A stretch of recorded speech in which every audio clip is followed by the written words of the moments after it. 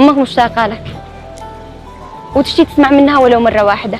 أعطيها فرصة. استنتجت هذا الكلام من كلامها أول ما كلمتني. لو يكون أسبابها إيش ما كانت ما يعطيهاش الحق إنها تطلب الطلاق من أبي وتفلتني يا شمس. غصبا عنها يا يزن، والله إنه غصبا عنها. بعدين تحمد ربك إن أمك رجعت لك. في أمهات يصيرن ما عاد يرجعنش، يتمنوا بس ولو مرة تمنحهم الحياة هذه إنهم يشوفوهم أو حتى يعرفوا أسماءهم. أنت يا يزن في نعمة يتمناها ألف غيرك، ما تضيعش من يدك.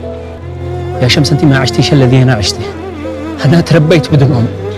لو تربيتي بدون أم كنت بتحسي بالألم الذي فيني، ما كنتيش بتعاتبيني هكذا. أحيانا أسأل من أنا وأموت غيرك في حيرتي، وحين أشوف لمرايتي أشوف واحد مش أنا. أحيانا